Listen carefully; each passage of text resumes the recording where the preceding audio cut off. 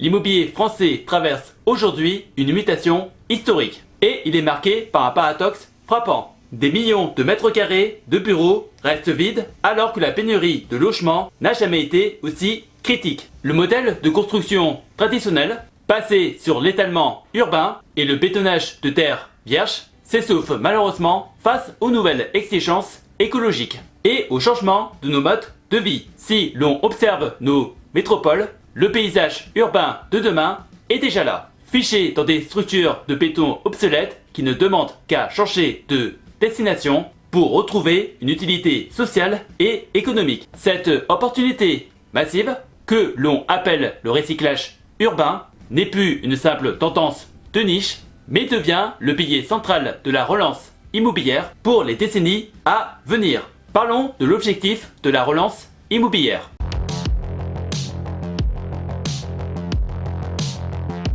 Le gouvernement a lancé un plan de relance ambitieux pour répondre au défi colossal de 6 millions de carrés de bureaux vacants. Et ce chiffre représente uniquement l'Île-de-France. Ce stock immobilier, devenu inutile à cause de la généralisation du télétravail hybride, représente une source inestimable si l'on accepte de changer notre regard sur le bâti. Le pivot de cette stratégie s'appuie sur la loi de Taupier, une avancée législative majeure qui simplifie le changement d'usage en instaurant le concept de permis de construire réversible. Jusqu'à présent, transformer un immeuble de bureau en appartement était un parcours du combattant administratif, car les normes de sécurité et d'incendie divergeaient totalement entre le tertiaire et le résidentiel. Désormais, la loi facilite cette transformation lourde en levant les verrous des plans locaux d'urbanisme qui bloquaient souvent ces initiatives pour des raisons de zonage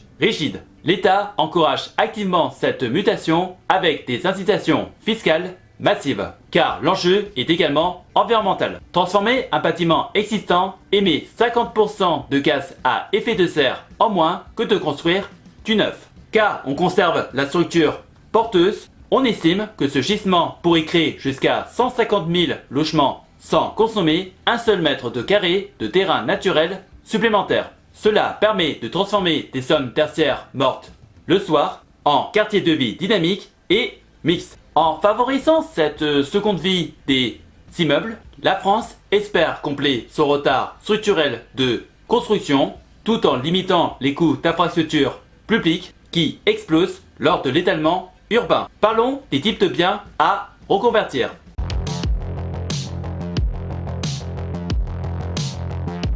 Tous les actifs immobiliers ne se prêtent pas avec la même facilité à une reconversion. Mais certains segments se détachent nettement, comme les cibles prioritaires des investisseurs avertis. Les bureaux de seconde zone, souvent construits dans les années 80 et 90 et en périphérie des grandes agglomérations, constituent le plus gros gisement actuel. Ces plateaux de bureaux, avec leur structure poteau-poutre, offrent une modalité intérieure totale, car les cloisons ne sont pas porteuses, ce qui permet de redessiner librement l'espace pour créer du co-living ou des résidences étudiantes. La grande hauteur sous plafond, typique du tertiaire pour laisser passer les câblages et la climatisation, devient un atout majeur du résidentiel pour créer des volumes généreux ou des duplex. Cependant, l'expertise technique est essentielle, et ce pour plusieurs raisons, comme celle de la profondeur des plateaux de bureaux qui est souvent supérieure à celle des logements. Cela peut créer des zones sombres au centre du bâtiment. Les architectes doivent donc remédier à ce problème en créant par exemple des puits de lumière ou en plaçant les pièces d'eau et les rangements au cœur du bâtiment pour réserver les façades vitrées aux pièces de vie. On observe également une montée en puissance de la reconversion des rez-de-chaussée commerciaux délaissés par le commerce physique au profit de l'e-commerce. Ces espaces, souvent dotés de grandes vitrines et d'un accès direct sur rue, sont transformés en loft urbain ou en espace hybride, mêlant habitat et micro-ateliers professionnels. Et c'est pareil pour l'hôtellerie vieillissante qui subit une mutation profonde, avec des établissements qui se transforment en appart-hôtel ou en résidence-service pour seniors, capitalisant sur des infrastructures de fluides et de sécurité déjà proche des normes résidentielles. Ces biens présentent l'avantage stratégique d'être connectés déjà au réseau de transport en commun et aux services de proximité, ce qui réduit considérablement les coûts d'aménagement par rapport à un terrain nu situé en zone rurale. Parlons des lois.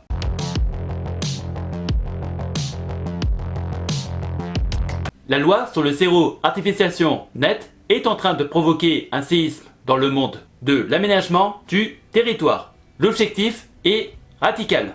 Interdire toute extension des villes sur les sols naturels, agricoles ou forestiers d'ici 2050, avec des étapes intermédiaires de la réduction de 50% de la consommation d'espace de cette décennie. Pour les investisseurs, cela signifie que la valeur immobilière ne se créera plus sur l'étalement géographique, mais par la densification intelligente et le recyclage des zones déjà imperméabilisées. Les zones commerciales en périphérie, souvent perçues comme des entrées de villes disgracieuses, deviennent subitement des ressources foncières extrêmement précieuses car elles sont déjà artificialisées. Le foncier devient une denrée rare, contingentée et de plus en plus onéreuse, ce qui fait grimper mécaniquement la valeur de mètre carré d'un bâti déjà existant, car c'est désormais la seule source exploitable sans enfreindre la loi. Cette contrainte écologique forte, qui semblait insurmontable il y a quelques années,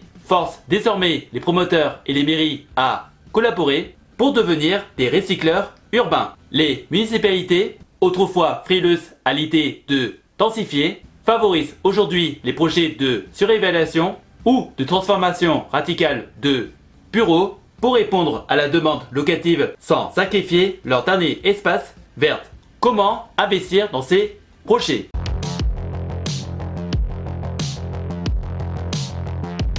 Investir dans cette mutation historique peut sembler complexe pour un particulier, mais il existe désormais des véhicules financés qui permettent de capter cette valeur sans avoir à gérer soi-même un chantier de rénovation lourde. Les SCPI spécialisés dans la régénération urbaine comme Iroko Sen sont en première ligne de cette stratégie. Ces sociétés de gestion ne se contentent pas seulement de récolter des loyers. Elles achètent aussi des actifs fatigués ou mal classés au niveau énergétique, les rénovent en profondeur pour les amener aux standards de demain et capturent ainsi une forte plus-value lors de la revalorisation de l'actif. Pour ceux qui préfèrent la liquidité du marché boursier, les opportunités sont tout aussi réelles.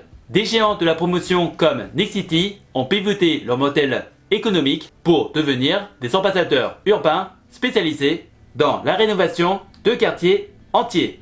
Cependant, le dossier le plus emblématique reste celui de Covivio, l'une des plus grandes foncières européennes, qui possède un parc de bureaux immense et arbitre désormais activement ses actifs pour convertir des dizaines de milliers de mètres carrés en résidentiels. Si vous voulez investir dans ces actifs, sachant que ce n'est pas une recommandation d'investissement, je peux vous proposer le courtier Trade Republic pour la bourse et Louvre Ives pour les SCPI. Les liens de mes vidéos d'avis seront dans la description de cette vidéo.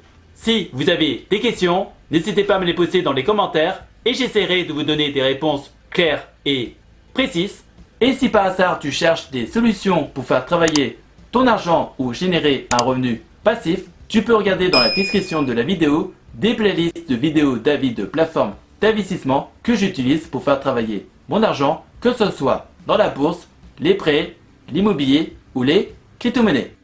En attendant la prochaine vidéo, je vous laisse avec 2 autres vidéos qui s'affichent actuellement sur l'écran. Prenez soin de vous, faites de bonnes recherches et je vous souhaite un bon investissement. À la prochaine!